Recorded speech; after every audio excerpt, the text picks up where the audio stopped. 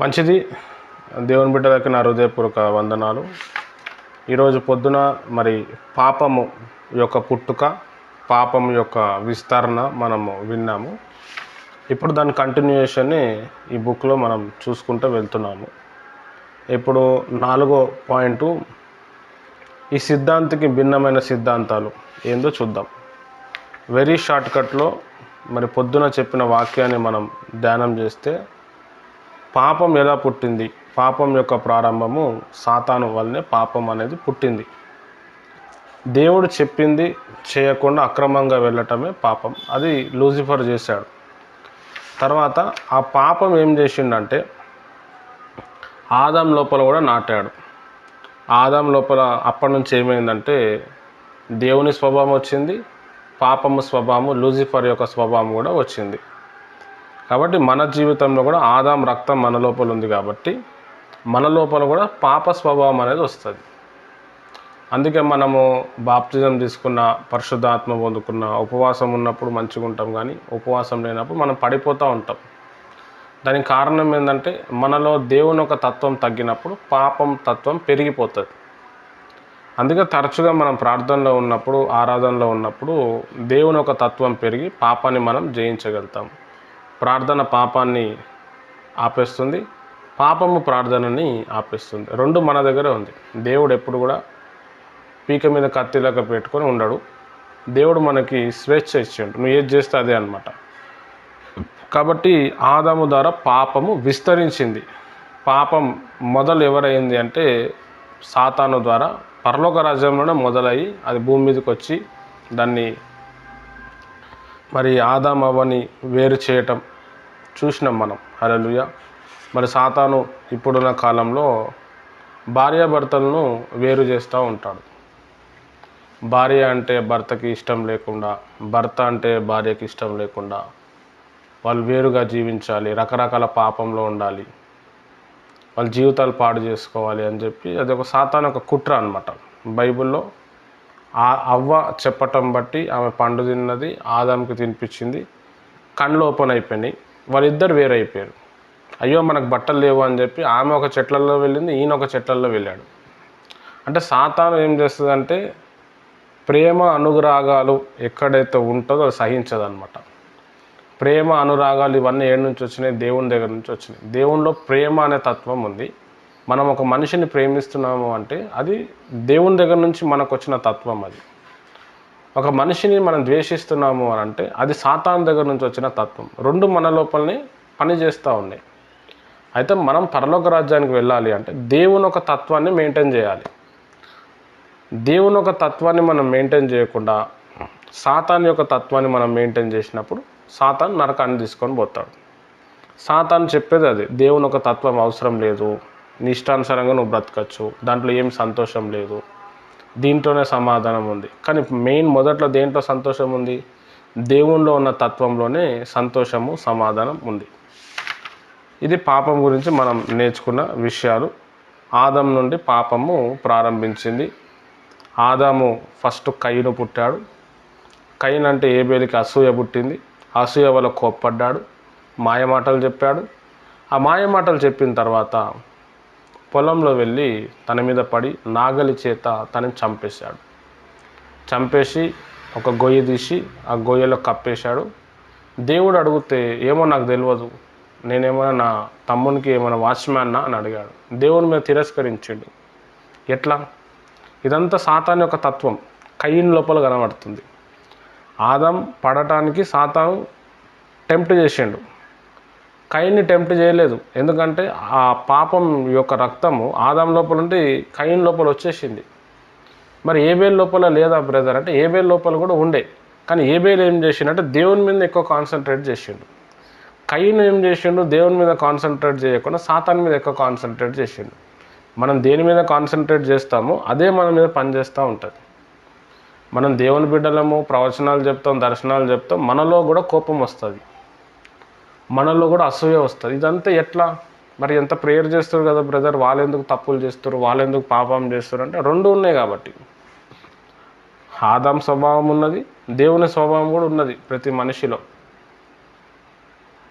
ఆ దేవుని ఒక తత్వ స్వభావాన్ని మనం డెవలప్ చేసుకోవటానికి మనం బైబిల్ క్లాసెస్లో వస్తున్నాం, మనం వాక్యం వింటున్నాం, మనం ధ్యానం చేస్తున్నాం, మనం పరిశుద్ధాత్మతో నింపబడుతున్నాం, ఆరాధన చేస్తున్నాం. అట్లా దేవుని తత్వాన్ని మనం రోజు డెవలప్ చేసుకుంటే ఈ ఆదాము తత్వము, పాపము తత్వం తగ్గిపోతుంది మనలో. అప్పుడు అడుగుతారు చాలామంది, అరే నువ్వేంది మా లెక్క లేవు, మాకు అట్లా అనిపిస్తుంది, ఇట్లా అనిపిస్తుంది, నీకెందుకు అనిపిస్తలేదు, నువ్వు ఎందుకు చేస్తలేవు, నువ్వు ఎంత నెమ్మదిగా ఎలా ఉండగలుగుతున్నావు అంటే మనలో దేవుని ఒక తత్వాన్ని బలపరచబడ్డది. అందుకే పేతురు భక్తుడు ఏమంటారంటే మారు మనసు పొంది ప్రతివాడు యేసుక్రీస్తు నామంలో అన్నాడు. ఎలా మారు మనసు, ఏ మనసు కలిగి ఉండాలి? యేసుక్రీస్తు మనసు కలిగి ఉండాలి. ఆ యేసుక్రీస్తు మనసు కలిగి ఉండాలంటే ఫస్ట్ ఆఫ్ ఆల్ యేసయ్య గురించి మనం నేర్చుకోవాలి. అది నేర్చుకోవటానికే మనం ఇక్కడ వచ్చాము, మనము నేర్చుకుంటున్నాం. కాబట్టి మనకొచ్చే శోధనలు, మనకొచ్చే రోగాలు, మనకొచ్చే కష్టాలు, మనకొచ్చే వేదనలు, మనం పాపంలో పడిపోవటానికి కూడా సాతాను యొక్క ప్రేరేపణ, సాతాను యొక్క శక్తి మన మీద పనిచేస్తూ ఉంటుంది. ఎవ్వరు పరిశుద్ధుడు కాదు, నీతిమంతుడు ఒక్కడును లేడు, ఎవ్వడు లేడు, దేవుడే నీతిమంతుడు. హల్లెలూయా. నేను నీతిమంతుడిని అని చెప్పినా అనుకో, ఆడ వాక్యం తప్పైపోతుంది. పాపులను రక్షించుటకు క్రీస్తు యేసు లోకమునకు వచ్చాను. ఆయన పాపుల్నే ఎక్కువ ప్రేమిస్తాడు. హల్లెలూయా. మనం పాపం చేసినాం, పాపం అనేది మ్యాటర్ కాదు అది, ఎందుకంటే మన లోపల స్వభావం ఉంది కాబట్టి మనం పాపం బిహేవ్ చేస్తాం. దేవుడు ఏమంటాడు, నా దగ్గరికి రండి, యెహోవా కొరకు ఎదురు చూచువారు నూతన బలం పొందుతారు, వాళ్ళు అలయక పరిగెత్తుదురు, పక్షిరాజు యవ్వనం ధరించి అలయక పరిగెత్తుదురు అంటున్నాడు. అంటే పాపంలో పడిపోయినప్పుడల్లా మనం ప్రభు తట్టు చూడాలి. ప్రభు ఎన్నిసార్లు క్షమిస్తాడు. ఎందుకనంటే మనం పాపం చేస్తామని కూడా ఆయనకు తెలుసు. నువ్వు ఏదో పాపం చేసినావని, నువ్వు పాపంలో ఉన్నావని చెప్పి ఆయన కోపం పెట్టుకోడు, అని వదిలేయడు. ఆయన బుజ్జగిస్తాడు. విగ్రహార్థన చేయకమ్మా, దానివల్ల నీకు నాశనం అవుతుంది. నాశనం అవుతుంది ఖచ్చితంగా, ఎఫెక్ట్ ఎక్కువ ఉంటుంది, తెలుస్తుంది. ప్రసాదం తినద్దు, అది తింటే నీకు ఎఫెక్ట్ అవుతుంది దేవుడు చెప్తూ ఉంటాడు. దానికి కారణం ఏంది అని అంటే దానివల్ల నువ్వు నాశనం అయిపోతున్నావు. ఇక మనం ఏదో సిచ్యువేషన్ డిమాండ్ చేయటం బట్టో లేకపోతే ఏదో మనం తినేస్తాం, చేసేస్తాం. అట్లా అని చెప్పి దేవుడు కోపం పెట్టుకోడు. సరే పర్వాలేదు, నీ పాపాలు నేను గుర్తు చేసుకోను, నీకు ఎప్పుడు కూడా నేను ఇబ్బంది పెట్టాను, కానీ నువ్వు నాతోనే ఉండు, నా దగ్గర ఉండు. అంటే ఎంత గొప్ప విషయం చూడండి. దేవుడు అంత ఈ ఒక్క లాజిక్ తెలియక చాలామంది క్రిస్టియన్స్ మేము ఉండలేమండి అని చెప్పి అన్యుల్లో కలిసిపోతారు. వాడికి యేసుప్రభు అంటే ఇష్టం, చర్చిలో పాటలు పాడటం అంటే ఇష్టం, చర్చికి వెళ్తాడు, కానీ నాలో ఈ పాప స్వభావం ఉంది కదా అని ఫుల్ ఫ్లెడ్జ్డ్గా రాలేకపోతున్నాడు. కొంతమంది పాస్టర్స్ కూడా అలాంటి బోధలు చేసి పాపాన్ని బాగా ఖండించి, పాపాన్ని ఖండించే ఏ బోధకుడైతే ఉంటాడో ఫస్ట్ ఆఫ్ ఆల్ ఆ వాక్యాలు ఆయన లోపలనే నెరవేరవు. ఆయన లోపలనే చాలా పాపం ఉంటుంది. మనం గమనిస్తే వాళ్ళతో పాటు తిరిగితే తెలుస్తుంది. మనం చూసేసరికి పెద్ద భక్తుల లెక్క వాళ్ళు కటింగ్ ఇస్తారు, వాళ్ళ లైఫ్ చూస్తే చాలా భయంకరంగా ఉంటుంది. హల్లెలూయా. అట్లా ఉన్నారు చాలామంది. అదొక సాతాను యొక్క ప్లాన్, కుట్ర. అంటే నువ్వు ఇట్లనే ఉండాలి, ఇట్లనే ఉండాలి. ధర్మశాస్త్ర బోధకులు, అది కాని పని. ధర్మశాస్త్ర వాక్యం ఎవరు నెరవేర్చాలి? ఒక యేసయ్య ఒకటి నెరవేర్చాడు. కాబట్టి ధర్మశాస్త్రాన్ని ఎవరు నెరవేర్చండి, ఆయన మాట వినాలి. కృప ఉన్నది మనకు, అట్లా అని చెప్పి పాపం చేయమని అంటలేడు. పౌలు భక్తుడు అంటాడు, పాపం ఉన్నది కానీ దేవుని మీద ఆధారపడితే దాన్ని మీరు జయించగలుగుతారు. దాన్ని జయించే పద్ధతి ప్రార్థన చేయటం, బైబిల్ చదవటం, సహవాసంలో ఉండటం. రైట్, మనం 4వ పాయింట్ మనం చూద్దాము. ఈ సిద్ధాంతానికి భిన్నమైన సిద్ధాంతము.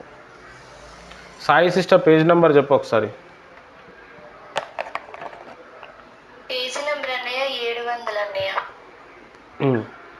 Page number 700.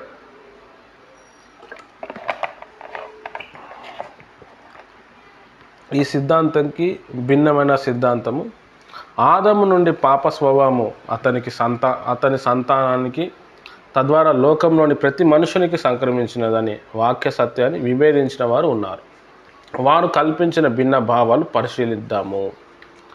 మనము సాతాను శాస్త్రము చదివినప్పుడు సాతాను అబద్ధ బోధలు తీసుకొస్తాడని కూడా మనం నేర్చుకున్నాము. దయ్యాల శాస్త్రం చదివినప్పుడు దయ్యాలు కూడా అబద్ధ బోధలు అని పేరే అబద్ధము. వాడు అబద్ధం చెప్పకుండా ఎట్లుంటాడు? అట్లా సాతాను కూడా ఏం చేసిండంటే కొన్ని అబద్ధ బోధలు తెచ్చిండు. ఇప్పుడు బైబిల్ ఏం చెప్తుంది? సాతాను చేత పాపం స్టార్ట్ అయింది, దాన్ని విస్తరింపజేసింది ఎవరు అంటే ఆదాం నుంచి విస్తరించింది అని మనం నేర్చుకున్నాం. కొన్ని సిద్ధాంతాలు వచ్చినాయి అన్నమాట. కొంతమంది చెప్తారు ఏమంటే పెల్గనియజం అని చెప్పి ఒక ఒక వర్గం ఉంది.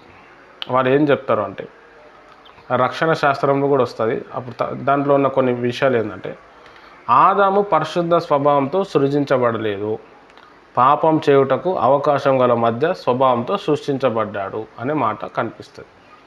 మనం బైబిల్ చదివితే మొదటి అధ్యాయము 2వ అధ్యాయం ఆదికాండం మనం చదివితే దేవుడు భూమి ఆకాశం సృష్టించాడు, ఆదాము అవ్వను సృష్టించాడు, అది మంచిదని దేవుడు తెలుసుకున్నాడు. దేవుడు చేసిన సృష్టిలో ఏ ధోకా కూడా లేదు, అంత పరిశుద్ధంగా చేసినప్పుడు ఏమన్నాడంటే మీరు ఫలించి అభివృద్ధిలోనికి రండి, భూమిని అంతా నింపండి అన్నాడు. అంటే అప్పటికి మరణం అనేది లేదు. ఆదాము అవ్వను సృష్టించినప్పుడు మరణం లేదు, కానీ పిల్లలు పుట్టాల, పిల్లలు పుట్టియండి, మీరు పిల్లలు పుట్టే యోగ్యత మీకు ఇస్తున్నాను అని చెప్పి దేవుడు చెప్పాడు. కాబట్టి భార్యాభర్తలు పిల్లలు పుట్టే ఏదైతే యోగ్యత ఉందో అది పాపం కాదు. కొంతమంది సేవకులు అది కూడా పాపం అంటారు, అది సైతాన్ కుట్ర. ఇక్కడ ఈ పెల్గనిజం వాళ్ళు ఏం చెప్తారంటే ఆదాము పరిశుద్ధ స్వభావంతో పుట్టలేదు, పాపం చేసే స్వభావంలో పుట్టాడు అని చెప్తున్నాడు. ఆ వాదన తప్పు అన్నమాట.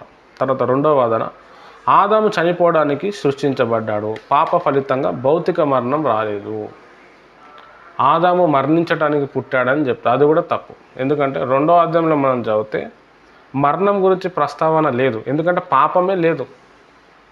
పాపం వచ్చిన తర్వాతనే మరణం వచ్చింది. పాపం వల్ల వచ్చు జీతము మరణం. రోమిలకు రాసిన పత్రిక 6వ అధ్యాయంలో ఉంటుంది. మన మరణం ఎక్కడుంటుంది? మనతో పాటే ఉంటుంది. అది ఏ రోజు మనల్ని మింగేస్తుందో తెలియదు, ఏ రోజు మనం తొక్కేస్తుందో తెలియదు, ఏ రోజు మనల్ని అది ఆహ్వానిస్తుందో తెలియదు. అది ఆహ్వానించినప్పుడు, అది పిలిచినప్పుడు మనం వెళ్ళాల్సిందే. ఎందుకు మరణం అనేది వచ్చింది? పాపం వల్ల వచ్చే జీతం మరణం. ఆదాం చేసిన పాపం వల్ల ఆదాంకి మరణం వచ్చింది, లేకపోతే అసలు ఆదాంకి మరణమే లేకుంటుండే. దేవుడు మనిషి చచ్చిపోవాలి, దాని తర్వాత ఆయన ఆత్మ అక్కడికి పోవాలని సృష్టించలే, ఆయన భూమిని నింపాలి అని చెప్పి సృష్టించాడు. కానీ పాపం వల్ల ఏమైపోయిందంటే మనకి మరణం అనేది వచ్చింది. నెక్స్ట్ 3వ విషయం ఏంటంటే ఆదాము లాగానే అతని సంతానం అంతా మధ్యస్థ స్వభావంతోనే పుట్టారు తప్ప పాప స్వభావంలో ఆదాం నుండి రాలేదు. ఇగో ఇది చర్చ్ ఆఫ్ క్రైస్ట్ వాళ్ళు, పిడి సుందర్రావు, విజయ్ ప్రసాద్ రెడ్డి వీళ్ళంతా చెప్పేది ఇదే. మనిషి పుట్టినప్పుడు అతనిలో జన్మ పాపం లేదు, అందరు పరిశుద్ధంగానే పుట్టారు. జన్మ పాపం దేవుడు ఎందుకు పుట్టిస్తాడు అని అంటారు. ఇప్పుడు జన్మ పాపము అనేది లేకపోతే దేవుడు ఎవరినో ఒకరిని పరిశుద్ధులు పుట్టుంటే ఎవరినో ఒక పరిశుద్ధుని సిలువలో మరణింపజేస్తే అయిపోతుంది. దేవాది దేవుడు రావటం అవసరం లేదు. ఎందుకు దేవాది దేవుడు వచ్చిండు? ఆయన పరిశుద్ధుడు కాబట్టి, ఆయన పాపం చేయలేదు కాబట్టి, ఆ పాప విమోచన జరుగుతూనే, ఒక పరిశుద్ధుడు చనిపోతేనే, ఆయన దేవుడే ఉండి చనిపోతేనే పాప విమోచన కలుగుతుందని వచ్చిండు. కాబట్టి ఇక్కడ వాదన ఏంది అని అంటే ఆదాం సంతానం లాగానే ఆదాం పుట్టిన వాళ్ళందరూ కూడా పాపంలో లేరు. ఇప్పుడు దానికి ఒక ఎగ్జాంపుల్ ఇస్తారు. ఇప్పుడు చిన్నపిల్లలు ఉన్నారండి, వాళ్ళు ఏం పాపం చేయలేరు, వాళ్ళు చనిపోయారు, వాళ్ళు నరకానికి పోతారా అని అంటారు. పిల్లలు చనిపోతే, చిన్నపిల్లలు మెంటల్గా పుట్టిన వాళ్ళు, అబ్నార్మల్గా ఉన్నవాళ్ళు, మానసికంగా మైండ్ సరిగా లేని వాళ్ళు ఏం చేస్తారో వాళ్ళకి తెలియదు. వాళ్ళు ఎవరు కూడా నరకానికి పోరు, వాళ్ళు పరలోకానికి పోతారు. వాళ్ళు బాప్తిజం తీసుకున్నా తీసుకోకపోయినా వారిలో పాప స్వభావం ఉంది, కానీ వాళ్ళు పాపం చేయలేదు. హల్లెలూయా, బాగా అర్థం చేసుకోండి. ఇప్పుడు చిన్నపిల్లలు పుట్టంగానే చనిపోతారు, వాళ్ళు ఏడపోతారు బ్రదర్, వాళ్ళు నరకానికి పోతారంటే కాదు, దేవుడు అన్యాయస్తుడు అయిపోతాడు. ఆయన పెద్దగా నాకేం తెలియదు, నువ్వేనా ప్రాణం తీసుకొని నరకం చేసిన, ఇది ఎక్కడ దేవుడా అని అడుగుతాడు. వాళ్ళు పరలోకంలో వెళ్ళి మళ్ళీ పరలోకంలో వాళ్ళు పెంచబడతారు. చిన్నపిల్లలు అబార్షన్లో పోయిన వాళ్ళు, 3 months 5 monthsలో పిల్లలు అబార్షన్లో చనిపోయిన వాళ్ళు. ఎందుకు అనంటే ఒక తల్లి తండ్రి ఉంటారు, ఆత్మ అనేది తండ్రి లోపల నుంచి ఆ శిశువులో ప్రవేశిస్తుంది. తండ్రి లోపల విత్తనం ఉంటుంది, ఆ విత్తనాన్ని ఉత్పత్తి చేసేది స్త్రీ అండం అన్నమాట. స్త్రీ లోపల విత్తనం అనేది ఉండదు. స్త్రీ ఆ విత్తనాన్ని కాపాడుతుంది, పెంచుతుంది. దేవుడు స్త్రీని ఆ విధంగా చేసాడు. దేవుని ఒక సృష్టి చాలా బ్యూటిఫుల్గా ఉంటుంది. అది ఒక మనిషి నుండి ఇంకో మనిషిని తీసుకురాగలుగుతాం. మనిషి చేయలేడు అదే పని. ఒక కుక్కర్ నుంచి ఇంకో కుక్కర్ని తీసుకురాలి, ఒక బాటిల్ నుంచి ఇంకో బాటిల్ని తీసుకురాలేడు, ఒక కుండ నుంచి ఇంకో కుండని తీసుకురాలేదు. కావాలంటే ఆ కుండని పల్లగొట్టి మళ్ళీ మట్టిని చేసి చేయగలుగుతాడేమో, కానీ అదే కుండ నుంచి ఇంకోని తీసుకురాలేదు. దేవుడు ఒక మనిషి నుండి ఇంకో మనిషిని సృష్టిస్తాడు. అయితే ఒక పిండము ఏర్పడినప్పుడు ఆ పిండం ఏర్పడడంలోనే దాంట్లో ఆత్మ అనేది ప్రవేశిస్తుంది. ఈ ఆత్మ ఎక్కడి నుంచి ప్రవేశిస్తుంది అంటే తండ్రి లోపల నుంచి వస్తుంది. అంటే ఫాదర్ మేల్ వర్షన్లోకి వెళ్ళి ఆత్మ అనేది ఉత్పత్తి అవుతుంది. అది దేవుడు ఆ టైంకి ఇస్తాడు. ఇక్కడ మనం అర్థం చేసుకోవాల్సిన విషయం ఏంటంటే, వారి లోపల పాప స్వభావం అనేది ఉన్నది. పౌలు భక్తుడు ఏమంటాడంటే, నాలో పాప స్వభావం ఉందని మరణము పాపం జీవ మరణాలు నా లోపల ఉన్నాయి అంటాడు. ఈ మరణాలు ఎక్కడి నుంచి వచ్చినాయి అని అంటే మన ఆదాం రక్తం వల్ల వచ్చింది. కాబట్టి ఇక్కడ చెప్పేది వీళ్ళు ఏదైతే థియాలజీ ఉందో అదే రాంగు. విజయ్ ప్రసాద్ రెడ్డి గారు జన్మ పాపాన్ని ఒప్పుకోడు. వాళ్ళ అయ్యగారు పీడి సుందర్రావు అబద్ధ బోధకుడు అంటే ఆయన చూపించచ్చు. అంత కాంట్రవర్సీ ఉంటుంది మొత్తం, అన్ని బైబుల్కి విరుద్ధంగానే ఉంటుంది. వికేఆర్, హనీ జాన్సన్ గారు వీరంతా ఆయన శిష్యులే. వాళ్ళు మారు మనసు పొంది ఆయన వదిలేసారు. ఈ విజయ్ ప్రసాద్ రెడ్డి గారు వదలలే. అనేక సేవకులను వాళ్ళు దూషిస్తారు. అందులో జన్మ పాపాన్ని కూడా దూషిస్తారు. వాళ్ళు కొన్ని వాక్యాలు చెప్తారు. వివాహం అన్ని విషయంలో ఘనమైనది, పానుపు నిష్కపటమైనది. అగో పెళ్లి కాకముందు దేవుడు పరిశుద్ధంగా చేసిండు. పానపు బెడ్ డస్ నాట్ డిఫైల్ అని ఇంగ్లీష్లో ఉంది. మరి అది ఎట్లా పాపమైంది అని చెప్తారు. అది పరిశుద్ధమైనది, పుట్టినప్పుడు కూడా వాడు పరిశుద్ధుడు. మరి వివాహం కాకముందు చేసే పాపాలు ఉంటాయి కదా, జారత్వం ఉన్నది, మరి అది ఎట్లా జరిగింది? ఎవరు చెప్పారు? మనం ఎలా కంట్రోల్ చేసుకోలేకపోయినాం? ఆల్రెడీ పాప స్వభావం బాడీలో ఉంది కాబట్టి అది పనిచేస్తూ ఉంటుంది. బాగా అర్థం చేసుకోవాలి. ఇక్కడ మనం మళ్ళీ ఇంకో నెక్స్ట్ పాయింట్ చూస్తే, ఆదాం పాపం చేయుటకు మానవ స్వేచ్ఛ ఎలా కారణమో అలాగే మనుషులందరూ పాపం చేయడానికి మానవ స్వేచ్ఛ కారణం. ఇది కూడా తప్పు. ఆదాం పాపం చేయడానికి ఎలా అయితే ఫ్రీ విల్ ఇచ్చిండో అట్లా దేవుడు మనుషులకు కూడా పాపం చేయాలని ఫ్రీ విల్ ఇచ్చిండు అని చెప్తాడు. దేవుడు స్వేచ్ఛ ఇవ్వలేదు. దేవుడు 2 నిర్ణయాలు పెట్టిండు. ఇదిగో బేట, ఈ ఫ్రూట్ తింటే నీకు ఇది జరుగుతుంది, ఇది తినకపోతే నీకు ఇది జరుగుతుంది, నిర్ణయాలు నీకు ఇచ్చిండు. దేవుడు స్వేచ్ఛనే ఇస్తే వార్నింగ్లు ఎందుకు ఇస్తాడు? యెహోవా యందు భయభక్తులు గల వారు జీవపు ఊట అని ఎందుకు అన్నాడు? నీకు ఉంటే ఉండు, లేకపోతే లేదంటాడు. దేవుడు స్వేచ్ఛ ఇవ్వలేదు. దేవుడు కొన్ని వార్నింగ్లు ఇచ్చాడు. దేవుడు పీక మీద కత్తి పెట్టి ఇట్లనే ఉండాలని కూడా చెప్పాడు. దేవునిలో 2 కోణాలు ఉంటాయి, బాగా అర్థం చేసుకోవాలి. ఇక్కడ వీళ్ళు ఏం చెప్తారంటే, ఆదాంకి స్వేచ్ఛ ఉంది కాబట్టి ఆయన పాపం చేసిండు, మనుషులందరికీ స్వేచ్ఛ ఉంది కాబట్టి వాళ్ళు పాపం చేస్తారు. కాబట్టి పాపం చేసినా అది పాపం కాదు, వీళ్ళ బోధ అనమాట. అది కాదు. తర్వాత 5th పాయింట్ ఏంటంటే, శిశువులు జన్మించినప్పుడు పాప స్వభావంతో జన్మించుట లేదు. వారు తమ స్వంత ఇష్టాన్ని ఉపయోగించి పాపం చేయనప్పుడు పాపులు అవుతున్నారు.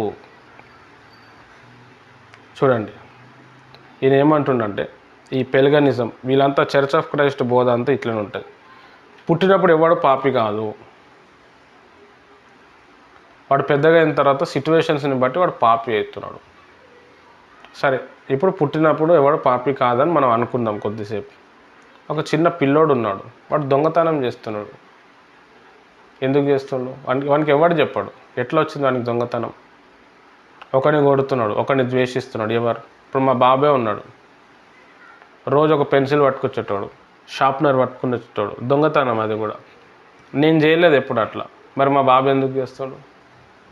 నేను ఇది చేయరా, ఇది దొంగతనం అని నేను చెప్పలేదు. హల్లెలూయా. ఒకరోజు టీచర్కి కంప్లైంట్ ఇస్తే అప్పటి నుంచి చేస్తలేడు. ఎవరు చెప్పారు? ఎట్లా డెవలప్? ఆల్రెడీ ఆదాం రక్తం ఆయనలో ఉంది కాబట్టి అది నడుస్తుంది బండి. వీళ్ళు ఏమంటారు అంటే, పుట్టినోడు ఎవడు కూడా పాపి కాదు, తమ సొంత ఇష్టాన్ని బట్టి వాడు పాపులు అవుతున్నారు. కాదు, తప్పది. పుట్టిన వాళ్ళందరూ పాపులే. ఒకరు అదే కాకపోతే యేసుప్రభు జన్మించటం అవసరమే లేదు. పరిశుద్ధుడు అట్లనే మెయింటైన్ చేసుకొని వచ్చి ఎవరినొకరిని చనిపోతే అయ్యేపోతుండే. నెక్స్ట్ 6th పాయింట్ ఏంటంటే, అందుకే రక్షణ విషయంలో దేవుని కృప కన్నా మానవుని స్వేచ్ఛకే, మానవుని నిర్ణయానికే ఎక్కువ విలువ ఇచ్చాడు. వీళ్ళు చెప్పే మాటలు అన్నమాట.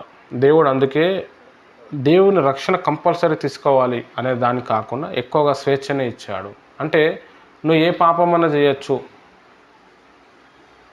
అనే కోణంలో ఈ పెలగనిజం అనే సంస్థ, ఆ వర్గం వాళ్ళు మాట్లాడుతూ ఉంటారు. మనం చూసినాం, సాతాను వల్ల కూడా మనలో పాపం ప్రవేశిస్తుంది, పాపం జరుగుతుంది. సైతాన్ ఆత్మ మనలో ఆవరించినప్పుడు పాపంలో పడే ఛాన్స్ ఉంటుంది. పాపంలో టెంప్ట్ అయిపోతాం మనం, పెద్ద విషయం ఏం కాదు. కాబట్టి మనం పాపంలో పడితే దానికోసం బాధపడద్దు. నా వల్ల ఉండలేకపోతున్నా, నేను పడిపోతున్నా, నా తలంపులు నీ ఆదాం రక్తం ఉంది నీ లోపల. ఆ స్వభావాన్ని దూరం చేసుకోవటానికి ఆరాధనలోనికి రావాలా, ప్రార్థనలోనికి రావాలా, భాషలు మాట్లాడాలి. భాషలు మాట్లాడేవాడు తనకి క్షేమ అభివృద్ధి. నా అంతరంగ పురుషుడు బలపరచబడుతున్నాడు. హల్లెలూయా. అంతరంగ పురుషుడు అదే ఆత్మ. దాని పౌలు భక్తుడు అంతరంగ పురుషుడు అన్నాడు. ఈ అంతరంగ పురుషుడు ఆత్మ బలంగా ఉంటేనే శరీరాన్ని కంట్రోల్ చేస్తుంది. శరీరం ఆత్మ బలహీనంగా ఉన్నప్పుడు శరీరం ఆత్మని, ప్రాణాన్ని కంట్రోల్ చేస్తుంది. కాబట్టి మనం భక్తి సాధన చేసినప్పుడు, వాక్యం అనే అన్నంని మనం తిన్నప్పుడు, ఆత్మ బలపడినప్పుడు పాపం చేయకుండా ఈజీగా ఉంటాం. కాబట్టి పాపంలోకి వెళ్ళి మనం బయటపడాలి అని అంటే సర్వరోగ నివారణ ఏంటంటే ప్రార్థనలో ఉండాలి, సహవాసంలో ఉండాలి. అంతే, ఇక అంతకుమించి లేదు. సైతాన్ అదే సహవాసం లేకుండా చేస్తాడు. ఏం పోతా శాంసన్ బ్రదర్ ప్రేయర్లో అదే వాక్యాలు, అవే ప్రశ్న. నీకు మంచిగా అయిపోయింది కదా, మంచిగానే ఉన్నావు, మంచి డబ్బులు వస్తున్నాయి, మళ్ళీ రేపు రావచ్చులే. అట్లా ఒంటరిగా చేసి చేసి చేసి చేసి దూరం అయిపోయి, లేకపోతే ఏదో గొడవ పెట్టి, లేకపోతే నాలో ఏదో బలహీనత చూపించి, అగో నీ గురించి ఆయన అట్లా చెప్పిండు, అవసరమా మనకు ఆ వాక్యాలు? ఇట్లాంటివి చేసి ప్రైజ్ ది లార్డ్ దూరపరిచి ఒంటరిగా చేసి ఒంటరితనంలో అటాక్ ఇస్తాడు. అది సాతాను యొక్క స్వభావం. కాబట్టి బైబిల్ ఏముందంటే సహోదరులు ఐక్యత ఉండుట ఎంత మేలు, ఎంత మనోహరం అన్నాడు. అందులో దేవుని యెహోవా ఆశీర్వాదం ఉందన్నాడు. హల్లెలూయా. ఈరోజు మనం అందరం డెవలప్మెంట్ అవ్వటానికి కారణం మనం అందరం ఒక్క దగ్గర ఉన్నాం, ఒక్క మనసు కలిగి ఉన్నాం. అది దేవునికి నచ్చింది. ఒకరి పట్ల ఒకరు భారం కలిగి ఉన్నాం, ఒకరి పట్ల ఒకరు బరువుని మనం మోస్తున్నాం. హల్లెలూయా. చాలా ఇంపార్టెంట్. దీంట్లోనే దేవుని ఒక ఆశీర్వాదం ఉంది, ఐశ్వర్యం ఉంది, అంతా దీంట్లోకి వెళ్ళి రిలీజ్ అవుతుంది. కానీ సాతానికి ఇష్టం ఉండదు. సాతాను ఎప్పుడు కూడా ఆ చర్చికి పోకు, ఆ సేవకుని నమ్మకు, నేనే నీకు అన్నీ చెప్తా, ఎవరిని నమ్మకు, బైబిల్ కూడా అవసరం లే, నేను నీకు అన్నీ చెప్పేస్తా. ఇట్లా సాతాను చాలా రకాలుగా పనిచేస్తుంది. వెలుగుదూత అట్లనే ఉంటుంది. చాలామంది విశ్వాసుల్లో ఈ వెలుగుదూత అనేది పనిచేస్తుంది. వేరే వాళ్ళు వాక్యం చెప్తే ఇష్టపడరు. నువ్వేంది నాకు చెప్పేది, నాకంటే ఎక్కువ తెలుసా వాక్యం? అరే ఈయన లోపలికి దేవుడు మాట్లాడతాడేమో, చిన్నోడే కావచ్చు, అట్లా ఏముండదు. నాకున్నంత ఎక్స్పీరియన్స్ లేదు నీ ఏజ్ అనేటోళ్ళు కూడా ఉన్నారు. సాతాను ఆ విధంగా వాళ్ళని ప్రేరేపించి ఒంటరి వాడిని చేసి పడగొట్టేస్తుంది. కానీ పాపం ఈ విశ్వాసులకు తెలియదు. రైట్, ఇది పెలగనిజం యొక్క వర్గన. తర్వాత సెమీ పెలగనిజం, కొంచెం అందులో కొంచెం ఇందులో ఉంటారు, వాళ్ళని చూద్దాం. సెమీ పెలగనిజం యొక్క సిద్ధాంతాలను అతని సమకాలికలు వ్యతిరేకించారు. వారిలో ప్రధానుడు సెయింట్ అగస్టిన్ దేవుని యొక్క ముందు నిర్ణయం మానవుని యొక్క అశక్తను బహుబలంగా సమర్థించాడు. అగస్టిన్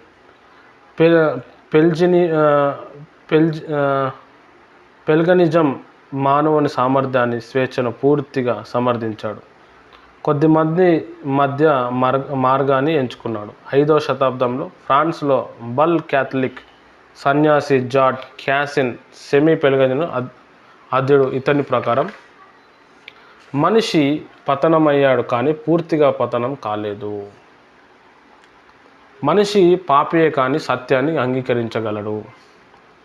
రక్షణలో దేవుని కృపతో మనిషిని సహకరిస్తాడు. మనిషిలో పాక్షికంగానే పాప స్వభావం ఉన్నది. 5th పాయింట్, రక్షణలో కృప యొక్క అవసరత లేకుండానే మనిషి మొదట అడుగు వేస్తాడు. పరిశుద్ధాత్మ యొక్క మనోనేతను వెలిగించుటను తృణీకరిస్తుంది సెమీ పెలగనిజం. పెలగనిజం అని ఒక దైవజనుడు ఆయన చెప్పిన సిద్ధాంతాలు బైబిల్లోకి వెళ్ళి సాతాన్ యొక్క సిద్ధాంతాలు అవి. ఆయన చనిపోయిన తర్వాత ఆయన అనుచరులు కొంతమంది వాక్యం చదివి ఆయనని వక్రీకరించరే, ఆయన మా అయ్యగారు చెప్పింది రాంగు అని. ఇప్పుడు పిడి సుందర్రావు గారు చెప్పిన బోధల్లో వికేఆర్ తర్వాత హనీ జాన్సన్ గారు, అరే ఇది తప్పు, వేరే పాస్టర్ని మనం దూషించద్దు, ఇక్కడ సత్యం ఇందులో ఉందని వాళ్ళు మారు మనసు పొంది ఆయనను వదిలేసినట్టు, ఇక్కడ కూడా కొంతమంది అనుచరులు ఆయనను వదిలేసి కొంచెం ఆయన బోధలు ఉన్నాయి, కొన్ని బైబిల్ బోధనలు కూడా కలిపి మాట్లాడుతున్నాడు. అందులో ఫస్ట్ పాయింట్ ఏంటంటే మనిషి పతనమయ్యాడు కానీ పూర్తిగా పతనం కాలేదు. కానీ బైబిల్ ఏం చెప్తుంది? మనిషి పతనమయ్యాడు. ఎక్కడ పతనమయ్యాడు? ఆది కాండంలో ఆదాం పతనమయ్యాడు. ఆదాము కోల్పోయాడు, దేవుని కుమారుడు తత్వాన్ని కోల్పోయాడు. కాబట్టి యేసుప్రభు వారు కుమారుడు రూపంలో వచ్చిండు, రెండో ఆదాము వచ్చిండు. ఆదాము కోల్పోకపోతే దేవుడు రాకపోతుండే, కాబట్టి కోల్పోయాడు దేవుడు. మనిషి మొత్తం కోల్పోయాడు, దేవుని దగ్గర నుంచి దూరం అయిపోయాడు. దేవుని దగ్గరికి వెళ్ళి దూరం అయిపోయిన సంబంధాన్ని కలపటానికి దైవ కుమారుడు, దేవుడే కుమారుడు రూపంలో వచ్చింది. అందుకే నేను కుమారుడిని అన్నాడు.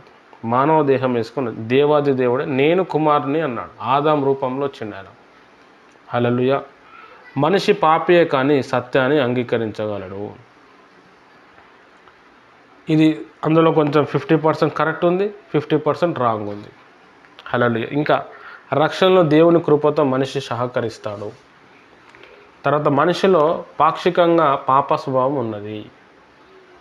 రక్షణలో కృప యొక్క అవసరత లేకుండా మనిషి మొదట అడుగు వేస్తాడు.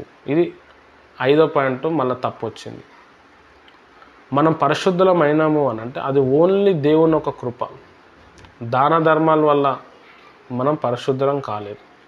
కొంతమంది ఏం చేస్తారు అంటే నేను చేసిన పాపాలు కడగబడాలి అని చెప్పి అనాథాశ్రమంకి స్పాన్సర్ చేస్తారు, దైవజనులకు మస్తు డబ్బులు ఇస్తారు, ఎన్నో పాపాలు చేస్తున్న బ్రదర్, ఆ పాపాలు ప్రక్షాళన చేసుకోవటానికి నేను ఈ విధంగా పైసలు ఇస్తున్నా అంటారు. నీ పాపం అట్లా పోదు.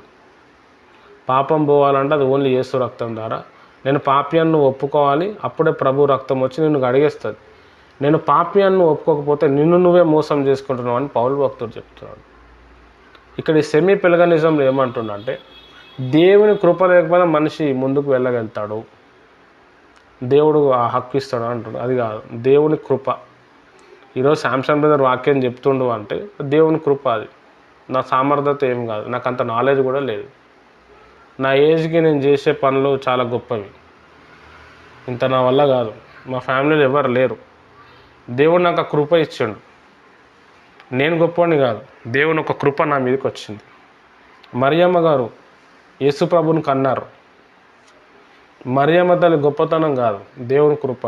దేవదూత అదే చెప్పిండు, మరియా దయాప్రాప్తురాల, దేవుని కృప నీకు కలిగినది అన్నదాలు. హల్లెలూయా. అట్లనే మనం బాప్తిజం తీసుకున్నాము, మనం అన్య భాషలు మాట్లాడుతున్నాం, మనం యేసయ్యను నమ్మినాము అంటే కేవలం దేవుని కృప. దేవుని కృప లేనిది దేవుని దగ్గర చేరలేము. దేవుడు తనకు తాను బయలుపరచకపోతే మనకి ఏమీ తెలియదు. మనం పెద్ద అంత గొప్ప వాళ్ళం కాము. ఆకాశంకి భూమికి ఎంత తేడా ఉందో మీ ఆలోచనలు నా ఆలోచనలు అంతా తేడాగా ఉంది. మనిషి ఎప్పుడు కూడా దేవుని అందుకోలేడు. మనిషి దేవుని అడుగుజాడల్లో నడుస్తున్నాడు అంటే దేవుడు అనుమతిస్తేనే జరుగుతుంది. దేవుని గురించి మనము నిర్గమకాండం చదువుతున్నప్పుడు సీనాయి పర్వతం మీద దేవుడు వస్తాడు. అప్పుడు దేవుడు మోషేకి ముందే చెప్తాడు, ఆ పర్వతాన్ని ఎవరు రాయి తీసుకొని కొట్టకూడదు, ఆ పర్వతం పక్కన చుట్టుపక్కన ఏ జంతువులు కూడా ఏ మనుషులు ఉండకూడదు, అని అపవిత్ర చేయకూడదు అని చెప్పి ఆ నిర్గమకాండం మనం చదువుతుంటే దేవుడు ఆ పర్వతం మీదకి వచ్చినప్పుడు ఆ పర్వతం నల్లగా అయిపోతుంది.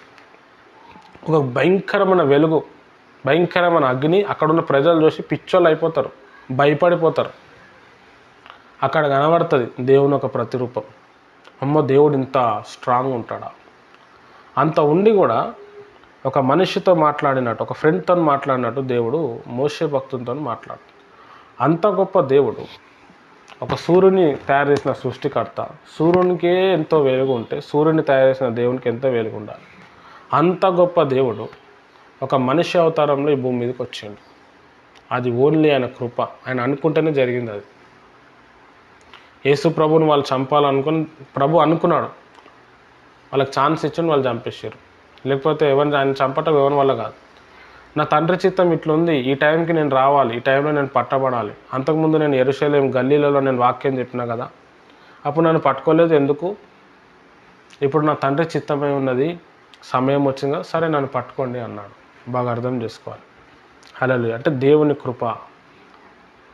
మనం ఎన్నో పాపాలు చేసి కొట్టుకోబోతూ కూడా ఈరోజు ప్రభువుని నమ్ముకొని కన్నీటి ప్రార్థన చేస్తున్నాం, భారం కలిగి ప్రార్థన చేస్తున్నాం, వాక్యం నేర్చుకుంటున్నాము, ఒక దగ్గర కూర్చున్నాము అంటే అది ఓన్లీ దేవుని కృప.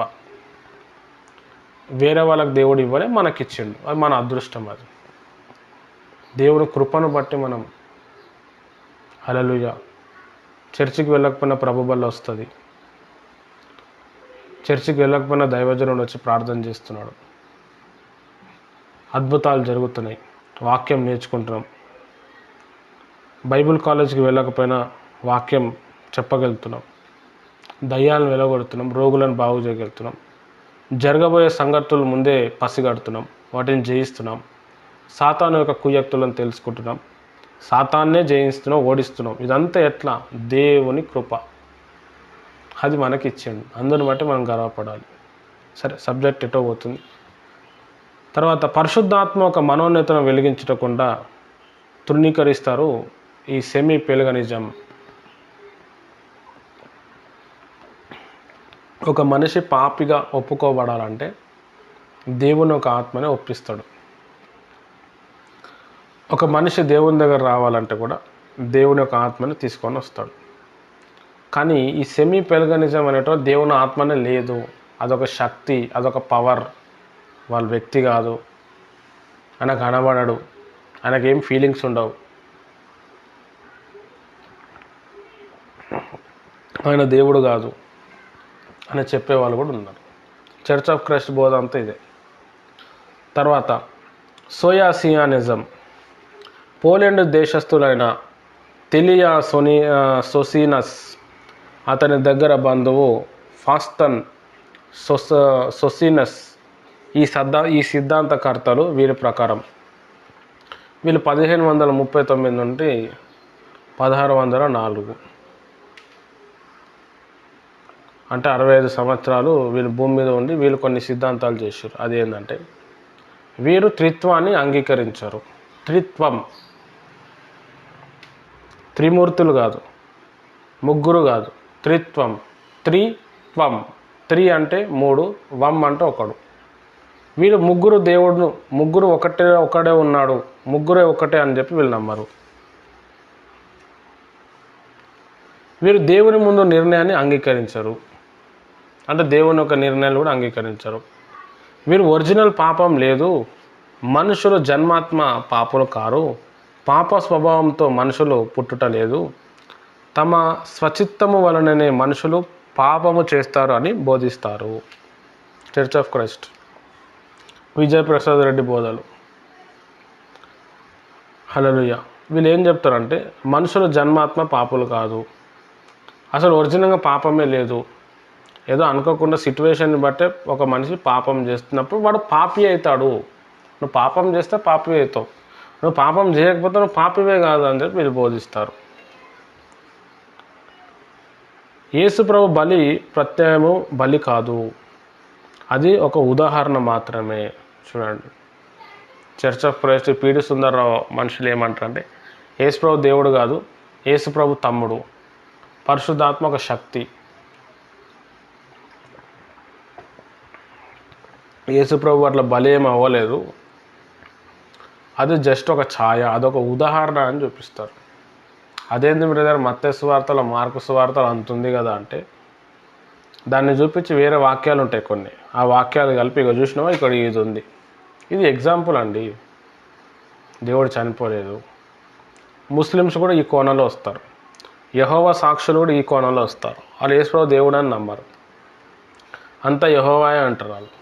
హల్లెలూయా, అట్లుంటారు అనమాట. తర్వాత అర్మెనిజం వాళ్ళ సిద్ధాంతం ఏంటంటే, అర్మెనిజం కంటే అతని అనుచరులు ఈ సిద్ధాంతాన్ని ఎక్కువగా వ్యాపింపజేశారు. అనేక మార్పులకు ఈ సిద్ధాంతము గురి అయినది వీరి ప్రకారం.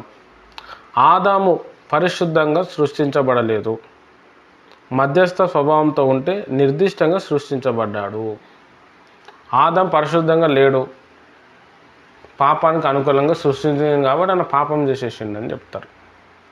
మనిషిలో ఆదాం నుండి సంక్రమించిన పాప స్వభావం లేదు, తన స్వచింతనతో పాపం అయ్యాడు. మనిషి పుట్టుకున్నప్పటి నుంచి కూడా పాపి కాదు, పాప స్వభావం లేదు, పాపం రక్తం లేదు, ఆదాం రక్తం అసలే లేదు. ఆయన సొంత నిర్ణయాలను బట్టి ఆయన పాపి అయ్యిండు. ఇది ఎట్లా అవుతుంది? ఇప్పుడు నేను మా బాబు ఎగ్జాంపుల్లో చెప్పిన, ఆయనకి ఎవరు చెప్పాడు, చిన్నపిల్లవానికి ఏం దొంగతనం వాడే చేసిండు. ఒక చిన్న బాబు 10 సంవత్సరాల బాబు ఒకరిని చంపేసిండు కత్తితో.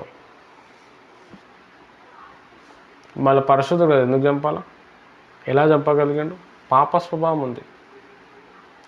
కయ్యూను ఉన్నాడు, కయ్యూను ఎలా చంపగలిగాడు? సాతాను వచ్చి చెప్పిండు ఆయనను చంపమని.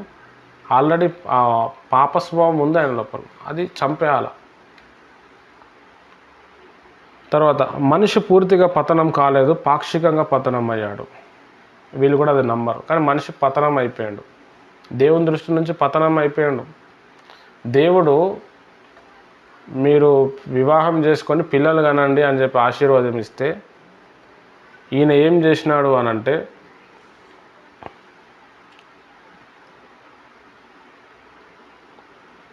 పతనం చేసుకున్నాడు. ఈయన మరణాన్ని తెచ్చుకున్నాడు. ఆ మరణం చేయటం వల్ల ఏమైపోయింది, అంతకుముందు మరణం లేకుండే, ఎప్పుడు బతికే లోకంలో ఉండేటోళ్ళం. భూమి కోసం కూడా అట్లనే తయారు చేసాడు. ఈయన సాతాను మాటకు లోబడి, భార్య మాటకు లోబడి ఆ పాపం తెచ్చుకోవటం వల్ల ఏమైపోయాడు, జీవ మరణము అనే రూల్ ఆయన లోపల వచ్చింది, పతనం అయిపోయాడు. ఆ పతనాన్ని విరగొట్టడానికి ప్రభువారు మానవ శరీరం వేసుకొని వచ్చిండు. మనిషి మీద ఆదాం పాపం మోపబడలేదు, మరి ఎవరి మీద మోపబడ్డది? ఇది కూడా తప్పు. ఏ మనిషి మీద నువ్వు తప్పు చేస్తే నీదే అవుతుంది బ్రదర్ పాపము, మీ తల్లిదండ్రులు చేసింది కాదు. ఆ కొన్ని వచనాలు ఉంటాయి, యేసుప్రభు చెప్తాడు కదా, ఈయన పాపం చేయలేడు, వీళ్ళ తల్లిదండ్రులు పాపం చేయలేదు, దేవుని కార్యాలు ఈయన లోపల ఉన్నాయి, అందుకే ఈయన ఇట్లా అయిపోయాడు. ఆ ఒక్క ఎగ్జాంపుల్ పట్టుకొని అగో తల్లిదండ్రులు పాపం చేయలేడంట, అందుకే ఈ విధంగా జరిగింది అని చెప్తారు. హల్లెలూయా. తర్వాత నియో ఆర్థోడాక్స్, ఇది 20వ శతాబ్దంలోని విభిన్నమైన బోధ. కార్ల్ చాట్, ఎమిలియన్ బ్రూనర్, ఎల్ టిబ్లే మొదలగు వారు దీని సృష్టికర్తలు. వీరి ప్రకారము వీరు పాపాన్ని సీరియస్గా తీసుకున్నారు. వీరు ఆదామును చారిత్రక పురుషునిగా అంగీకరించారు. ఆదాం నిజంగా భూమి మీద జీవించలేదు, ఆదాం నుండి పాపం సంక్రమించలేదు, ఆదాం పాపానికి మనిషికి సంబంధమే లేదు, అసలు మెయిన్ బేసికే తీసి పడేసారు. హల్లెలూయా. అంటే పాపం లేదు, పాపానికి ఆదాంకి ఏం సంబంధం లేదు అనేది ఈ న్యూ ఆర్థోడాక్స్ వాళ్ళు చెప్పేది. తర్వాత పాపం యొక్క సంక్రమం. పాపం యొక్క సంక్రమం రోమీయులకు రాసిన పత్రిక 5వ అధ్యాయము 12 నుంచి 21 వచనాలు చదివితే దీంట్లో చాలా ఎగ్జాంపుల్స్ ఉన్నాయి, చాలా ఇంట్రెస్టింగ్ ఉంటుంది, మనం విందాం. అంటే ఆదాం నుంచి పాపం ఎట్లా విస్తరించింది. ఇప్పుడు ఇంతవరకు మనం చదివింది ఏంటంటే ఆదాం పాపం చేయలేడని కొంతమంది ఆదాం నుంచి పాపం రాలేదని కొంతమంది. మరి బైబిల్ ఏం చెప్తుంది? ఎందుకంటే బైబిల్ ప్రామాణికం. ఎంత పెద్ద విజయ్ ప్రసాద్ రెడ్డి అయితే ఎవరు చెప్పినా కానీ బైబిల్ చెప్పాలా. అది 1 వచనాలు 2 వచనాలు కాదు, వందల వేల వచనాలు చెప్పాలా. అది చూద్దాం. రోమీయులకు రాసిన పత్రిక 5వ అధ్యాయం 12-21. ఇట్లుండగా ఒక మనుషుని ద్వారా పాపం ద్వారా మరణము లోకంలో ఎలాగో ప్రవేశించెనో అలాగనే మనుషులందరూ పాపం చేసినందున మరణం అందరికీ సంప్రాప్తి అయ్యెను. ఒక్క మనిషి పాపం చేయటం వలన పాపం ఎలా అయితే మనుషుల లోపల వచ్చిందో ఒక మనిషి ద్వారానే మరణం కూడా ఈ లోకంలో వచ్చింది అని అంటున్నాడు. పాపం వల్ల వచ్చిన జీతం మరణం. ఇప్పుడు మనకి మరణం రాలేదు అని అంటే పాపం లేకపోతే మరణం రావద్దు. మరి చిన్నపిల్లల్లో జన్మ పాపం లేదు అంటే మరి వాళ్ళు ఎందుకు చనిపోతున్నారు? హల్లెలూయా, బాగా అర్థం చేసుకోవాలి. పాపం వల్ల వచ్చే జీతం మరణం కదా. తర్వాత ఏలైనగా ధర్మశాస్త్రం వచ్చిన దనుక పాపము లోకంలో ఉండేను, కానీ ధర్మశాస్త్రము లేనప్పుడు పాపము ఆరోపింపబడదు. ఆయనను ఆదాము చేసిన అతిక్రమమును బోలి పాపము చేయని వారి మీద కూడా ఆదాము మొదలుకొని మోషే వరకు మరణం మేలెను. ఆదాము రాబోవానికి గుర్తై ఉండెను. అయితే అపరాధం కలుగునట్లు కృపావరము కలదు.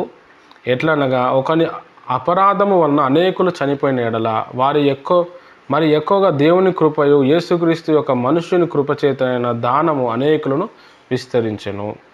మరియు పాపము చేసిన ఒకని వలన శిక్షా విధి కలుగునట్లు ఆ దానము కలగలేదు.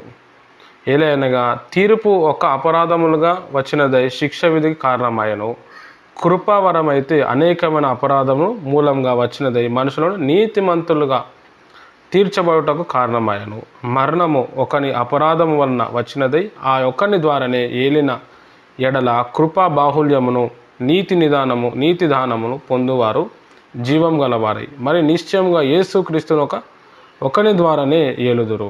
కాబట్టి తీర్పు ఒక అపరాధం వలన వచ్చినదై మనుషులందరికీ శిక్షా విధి కలుగుటకు ఎలాగో కారణమాయను, అలాగే ఒక పుణ్య కార్యం వలన కృపాదానం మనుషులందరికీ జీవప్రదమైన నీతి విధించుటకు కారణమాయను. ఏలైనగా ఒక మనుషుని అవిధేయత వలన అనేకులు పాపులుగా ఎలాగో చేయబడతారో అలాగే ఒకని విధేయత వలన అనేకులు నీతిమంతులుగా చేయబడుదురు. మరియు అపరాధము విస్తరించినట్లు ధర్మశాస్త్రం ప్రవేశించెను.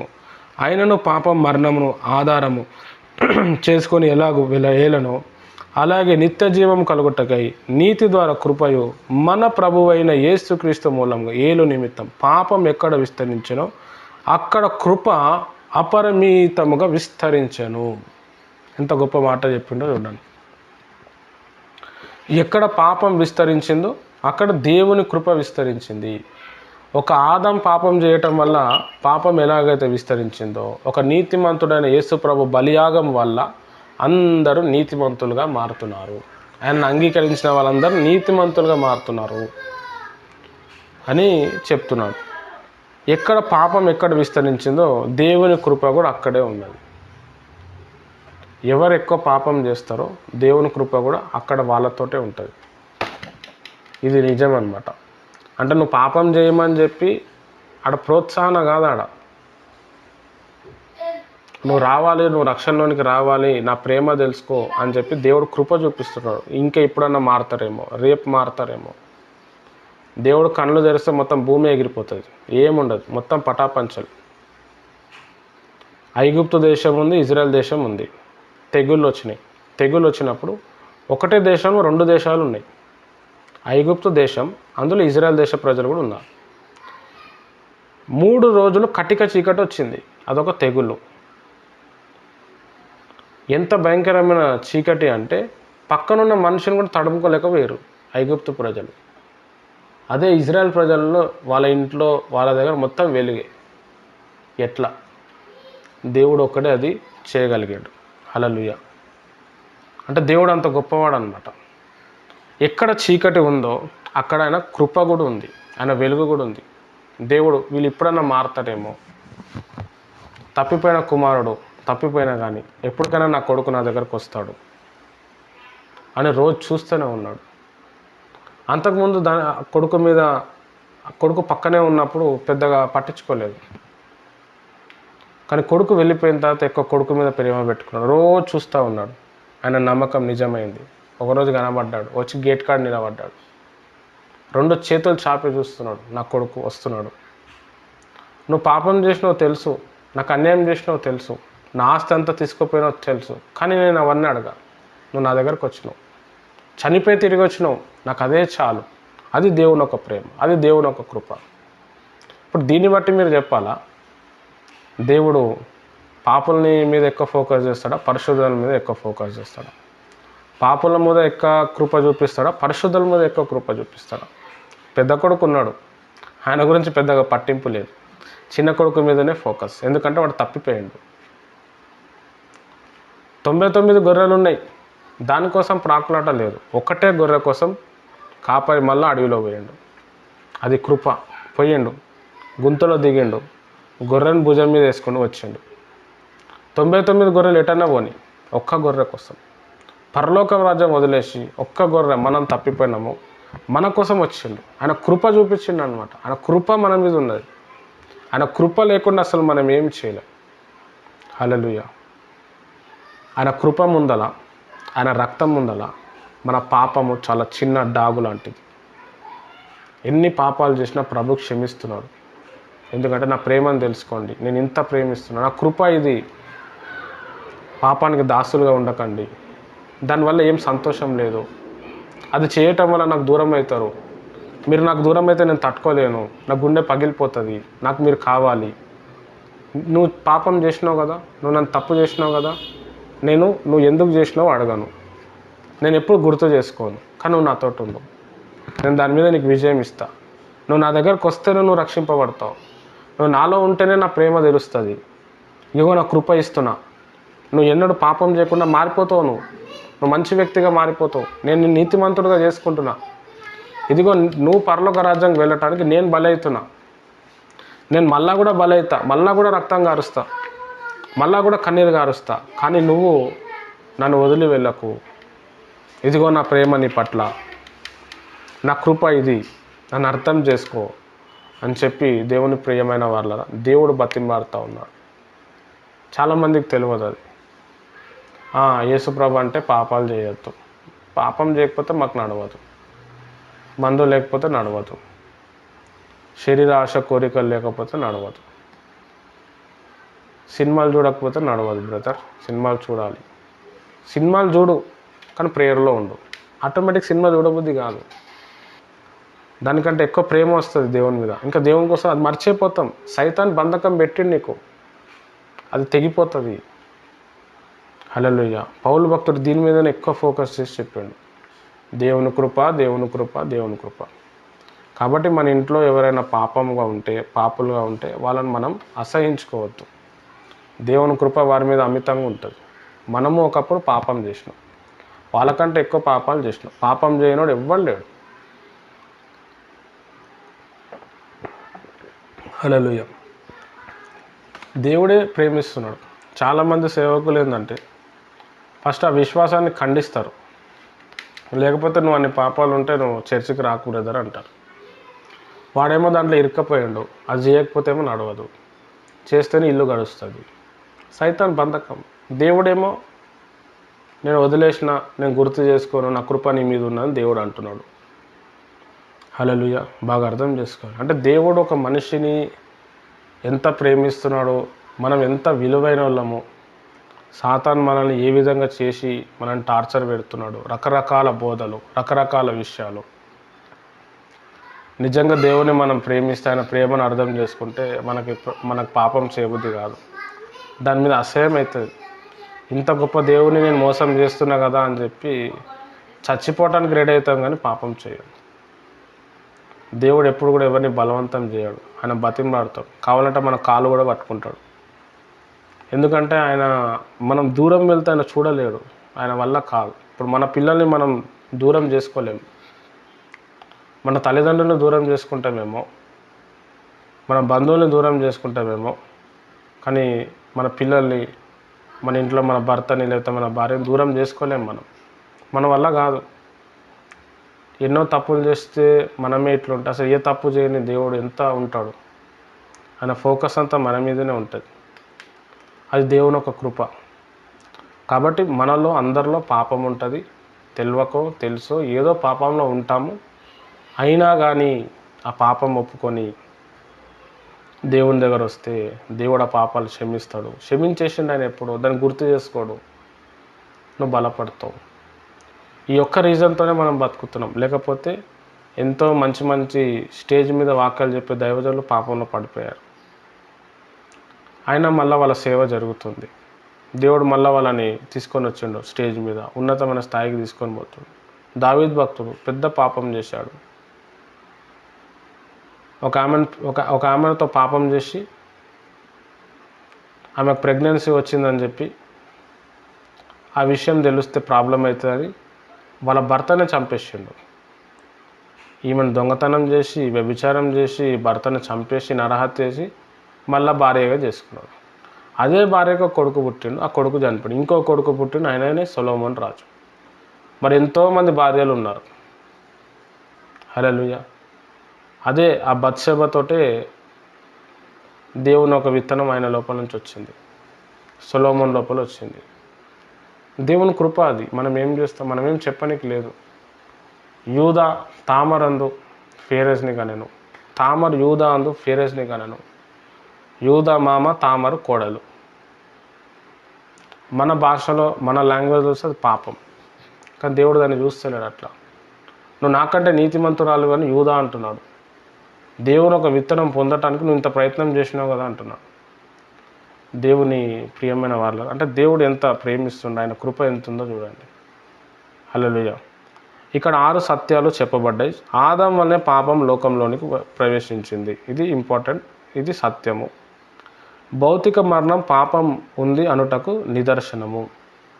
మనం చచ్చిపోతున్నాము అనంటే మనలో పాప స్వభావం ఉంది, పాపం ఇంకా ఏలుబడి మనలో చేస్తుంది, అందుకే మనం మరణిస్తున్నామని అర్థం చేసుకోవాలి. పాప ఫలితము మరణము.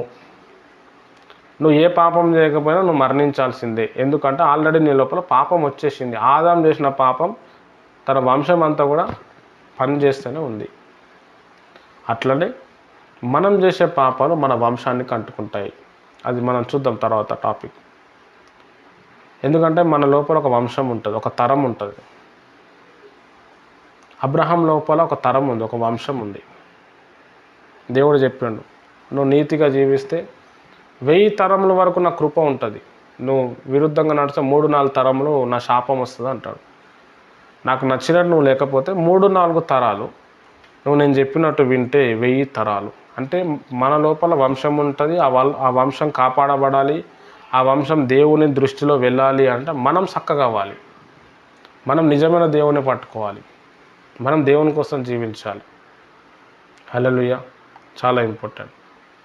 ఇప్పుడు కొంతమంది కుష్టి వ్యాధులుగా పుడుతూ ఉంటారు, అబ్నార్మల్గా పుడుతూ ఉంటారు. అవన్నీ పాపాల వల్ల వచ్చే ఫలితం అది. ఒకరిని ఏడిపియటం పాపం, ఒకరిని తిట్టడం, శపించటం, అది కూడా పాపం. మనల్ని ఎవరైనా తిట్టినా, మనం ఎవరినైనా తిట్టినా అవి 2 మనకే ఎఫెక్ట్ చేస్తాయి. ఆకొచ్చి ముళ్ళు మీద పడినా, ముళ్ళొచ్చి ఆకు మీద పడిన సామెత ఉంది, అది మనకు వర్తిస్తుంది అన్నమాట.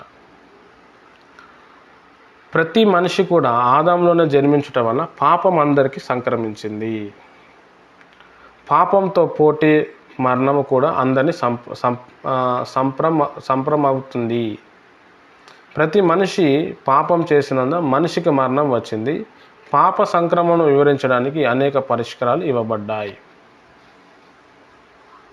పాపం వల్లనే మరణం వచ్చింది కాబట్టి మనిషి చనిపోతున్నాడు. ఆదాం వల్లే ఈ లోకంలో పాపం అనేది వచ్చింది. ఆదాం లోపల పాపం ఏ నుంచి వచ్చింది? లూసిఫర్ వల్ల వచ్చింది. పుట్టింది సాతాన్లో, దాన్ని పెంచి పోషించి పెద్దగా చేసింది ఆదాం. అది తెలుసుకుంటే చాలు. కొన్ని ఎగ్జాంపుల్స్ ఉన్నాయి. చెడ్డ మాదిరి, బ్యాడ్ ఎగ్జాంపుల్. దీనిని పెలిజియన్ దృక్పథం లేదా సెమీపెలిజియన్ దృక్పథం అని కూడా అంటారు. ఆదాం నుండి అతని సంతానానికి పాపం డైరెక్ట్గా సంక్రమించలేదు.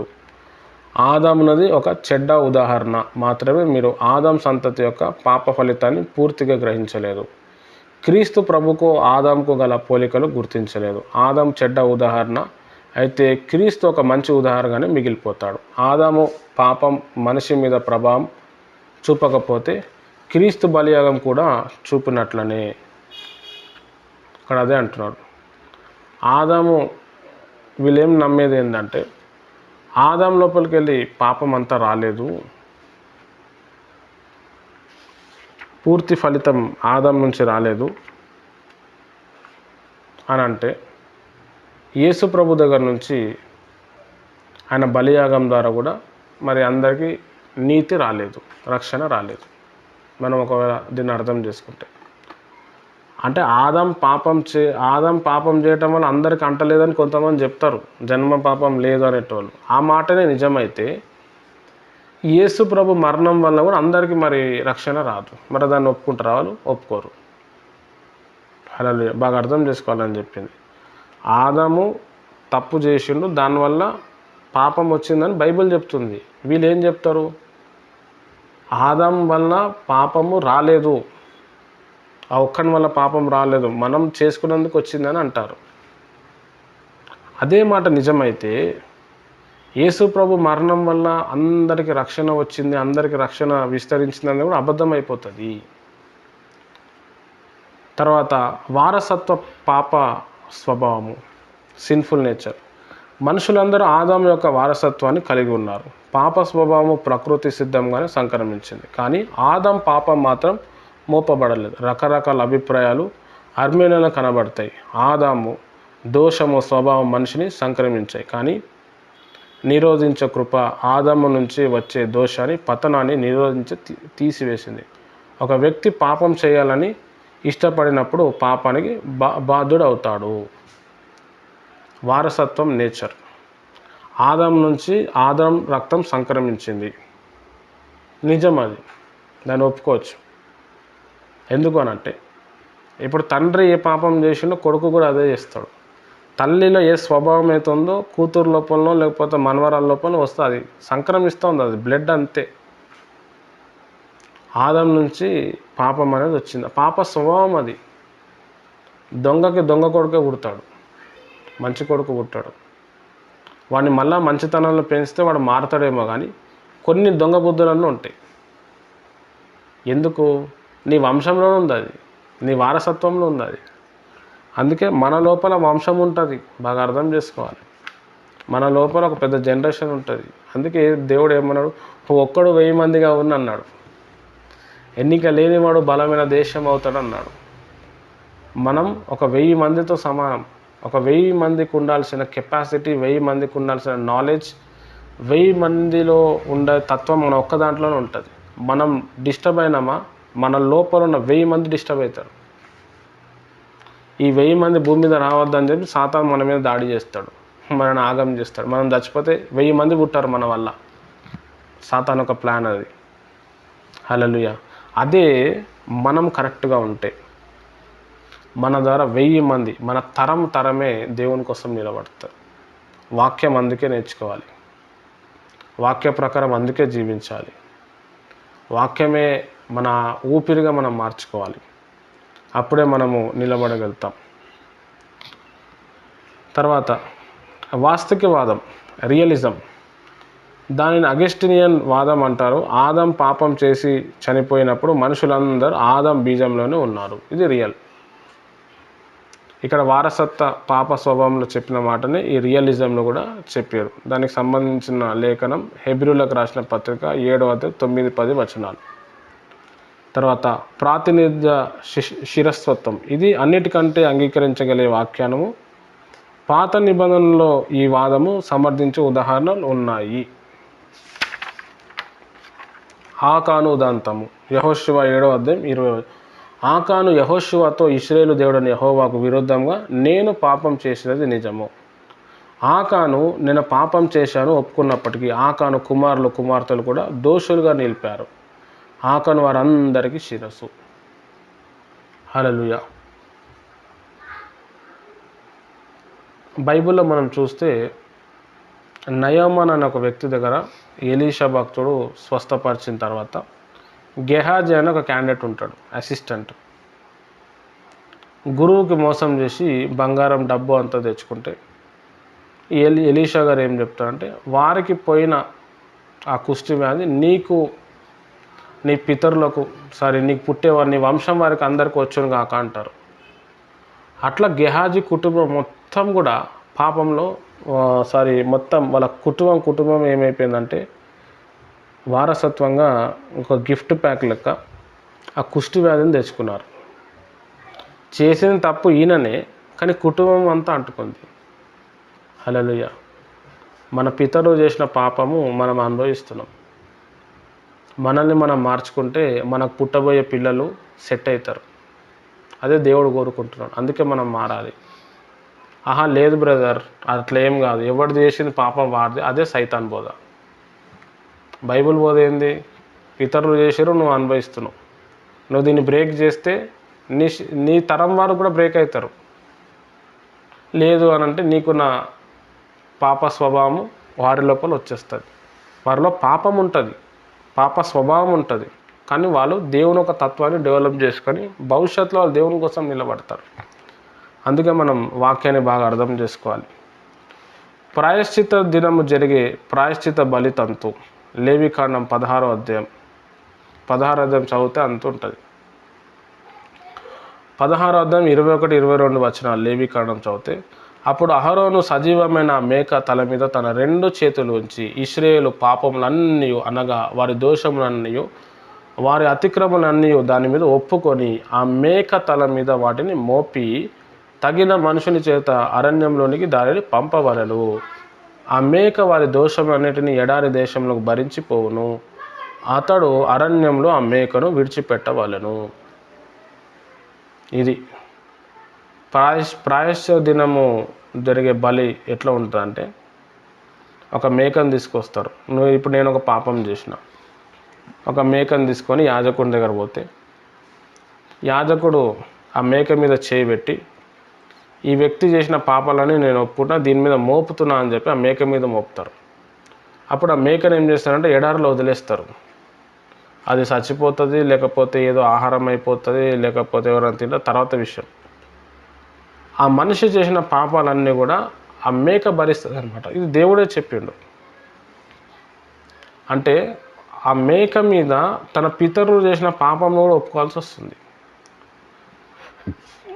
అదే ఆ మనిషే మారిపోతే అయిపోతుంది కదా. అదే కొత్త నిబంధన చెప్తుంది. హల్లెలూయా. ఈ ఉదాంతము 3 విషయాలను తెలియజేస్తుంది. అహరోను మేక తలపై చేతులుంచుట ఏదో ఒకటి బదిలీ చేయబడింది అని చూపుతుంది. చేతులుంచడం, బదిలీ చేయటం. ఆ వ్యక్తిలో ఉన్న పాపం అంతా కూడా ఆ మేక మీదకి వచ్చేసింది ఆ చేయి పెట్టడం వల్ల. తర్వాత ఇశ్రాయేలు పాపాలు బదిలీ చేయబడ్డాయి. అహరోను మేక తల మీద చేతులుంచి పాపాలు ఒప్పుకున్నప్పుడు ఇశ్రాయేలు పాపాలు మీదకు బదిలీ అయినాయి. ఇశ్రాయేల్ ప్రజలు చేసిన పాపాలంతా కూడా ఆ మేక మీద బదిలీ అయ్యింది.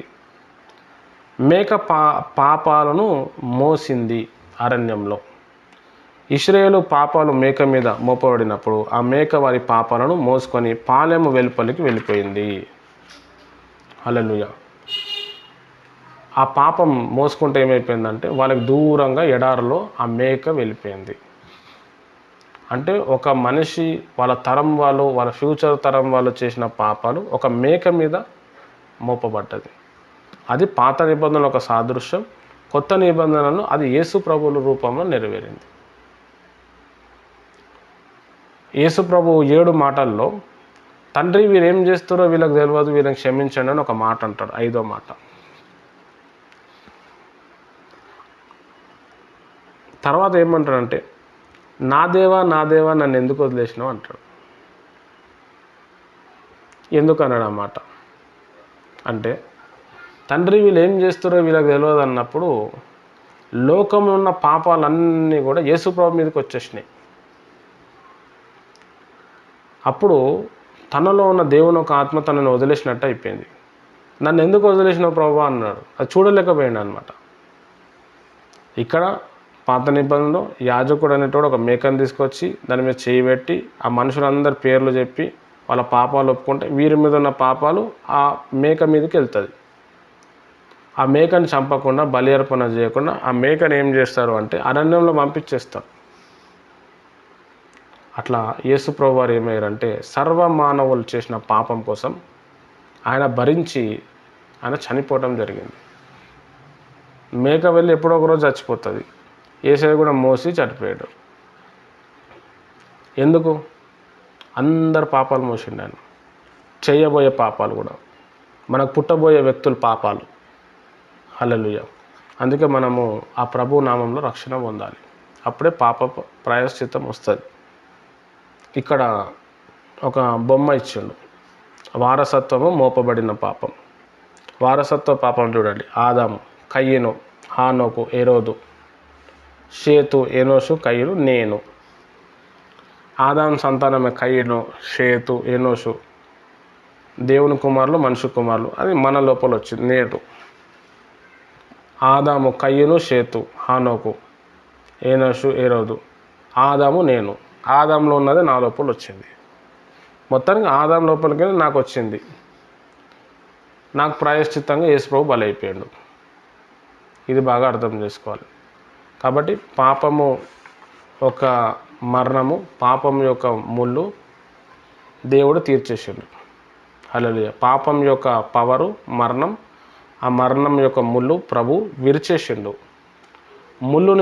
ముళ్ళుతోనే తీయాలి. కాబట్టి ఒక ఆదాం పాపం చేయటం వల్ల మరణం వచ్చింది. కాబట్టి మరణాన్ని మరణంతోనే జయించాలి. కాబట్టి యేసు ప్రభు వారు రెండో మరణం ద్వారా వచ్చి జయించిండు. కాబట్టి దేవుని ప్రియమైన వారలారా, ఇందుని బట్టి మనం అర్థం చేసుకోవాల్సిన అతి ప్రాముఖ్యమైన విషయం ఏంటంటే, పాపానికి విరుగుడు యేసు ప్రభువు. మనం చేసిన పాపాల కొరకు ఆయన దగ్గరకు రావాలి, క్షమాపణ కోరాలి, ఆయన రక్తంలో కడగబడాలి, బాప్టిజం అనుభవంలోనికి రావాలి, పరిశుద్ధాత్మతో నింపబడాలి. మనల్ని మనం కాపాడుకోవటానికి మన ప్రభువు దగ్గర రాకపోతే ఆ పాప విమోచన అనేది జరగదు. మనం ఎప్పటికీ పాపియే. బాప్టిజం తీసుకోకపోతే నువ్వు పాపివే, నువ్వు పరిశుద్ధుడివి కావు, దేవుని కుమారుడు, దేవుని కుమార్తెగా అంగీకరింపబడవు. ఆదాం రక్తంలోనే ఉంటాం. యేసే రక్తం మన మీదకి రాదు. రావాలంటే నీళ్ళలో మునగాల్సిందే. దేవుడి మాటలు దీవించునుగాక. రేపు మార్నింగ్ క్లాసు 10 గంటలకి ఉంటుంది. పాపముల రకాలు, కొత్త నిబంధన పాపాలు, పాత నిబంధన పాపాలు, ఇవన్నీ ఉంటాయి. రైట్. దేవుడి మాటలు దీవించునుగాక. నేను చెప్పిన వాక్యం మీకు ఏమర్థమైందో చెప్పండి షార్ట్కట్లో. Thank you. పాపం గురించి ఈ యొక్క శాస్త్రం చెప్పినప్పుడు చాలా బాగా అర్థమైందండి. ఇంకా నాకు ఏం అర్థమైందంటే దేవుడు ఎంతగా ప్రేమిస్తున్నారని అర్థమైంది. మరి మనం పాపంలో చాలా మంది పాపం చేస్తున్నారు. మనలో పాపము ఉంది, అలాగే దేవుని పరిశుద్ధత ఉంది. కానీ మనం పాపాన్ని అణిచివేయాలి అన్నా మనం ఎక్కువ ప్రార్థనలో గడపాలని, ఆరాధించాలి, ఎక్కువ వాక్యము ధ్యానించాలి, దేవునిలో మనం జీవించాలంటే వాక్యము ధ్యానించాలని చెప్పారు. బాగా అర్థమైంది. ఇంకా మనం ఎంత పాపము చేసినా సరే దేవుడు క్షమించి నువ్వు నా దగ్గర ఉంటే చాలు అనేది కోరుకుంటున్నారు. మరి అంత గొప్పగా దేవుడు మనల్ని ప్రేమిస్తా ఉన్నారు.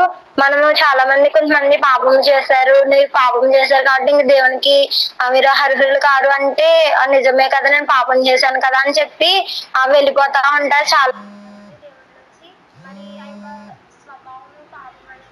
అది ఆదాము నుంచి వచ్చింది. అంటే సాతాను వల్ల మాత్రమే కాదు, ఆదాము రకం వల్ల కూడా ఆ యొక్క విత్తనం మనలో ఉంది. కాబట్టి మనకి ఇప్పుడు కూడా పాపం చేస్తున్నాం అంటే కోపము తెచ్చుకోవడం లేదా చిరాకు పడడం ఇలాంటివి కూడా చేస్తున్నాం. ఇవి కూడా పాపమే.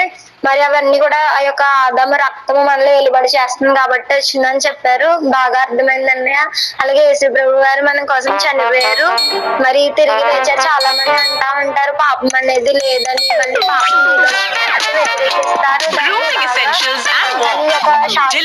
అర్థమైంది. మరి దేవుని కృప ఉండడం వల్ల మనం ఈ యొక్క వాక్యాన్ని నేర్చుకోగలుగుతున్నాము. ఇంతలా మీరు చెప్తున్నారు అన్న మేము వింటున్నామన్న అది దేవుని కృప. మరి దేవుని కృప మన మీద అధికముగా ఉంది కాబట్టి మనం ఈ యొక్క పాపం గురించి, సాతాను గురించి ఇంకా అనేక విషయాలు నేర్చుకుంటున్నాము. మరి కొద్ది మంది దేవుడు దీవించిన గాక. ఆమేన్.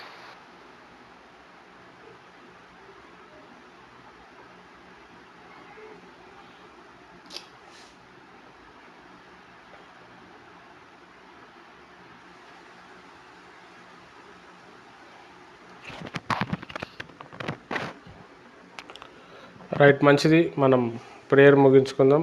జ్యోతి సిస్టర్ థ్యాంక్ యూ. మరి మంచి విషయాలు జ్ఞాపకం చేశారు. రేపు పొద్దున మళ్ళీ 10 గంటలకి ప్రేయర్ ఉంటుంది. ఇది కంటిన్యూ అవుతుంది. Thank you. మనం ప్రేయర్ ముగించుకుందాం. స్తోత్రం ప్రభా, ఇప్పటివరకు చెప్పిన మాటలు అందరిలో ఫలించునుగాక. ఆత్మకార్యాలు జరిగించు, బలపరచు, నూతనపరచు, అలంకరించు. నీ యొక్క అగ్ని మా మీద కుమ్మరించు. మేము పాపంలో పడకుండా చివరి వరకు నీ సాక్షిగా ఉండేటట్టు కృప ఇమ్మని యేసుక్రీస్తు నామంలో ప్రార్థిస్తున్నాను తండ్రి. ఆమెన్. ప్రభు అయిన యేసుక్రీస్తు కృప, తన యొక్క పరిశుద్ధ ఆత్మ సహవాసం ముఖ్యంగా మీకు సదాకాలం తోడ నడిపించును గాక. ఆమెన్. అందరికీ praise the lord. Thank you.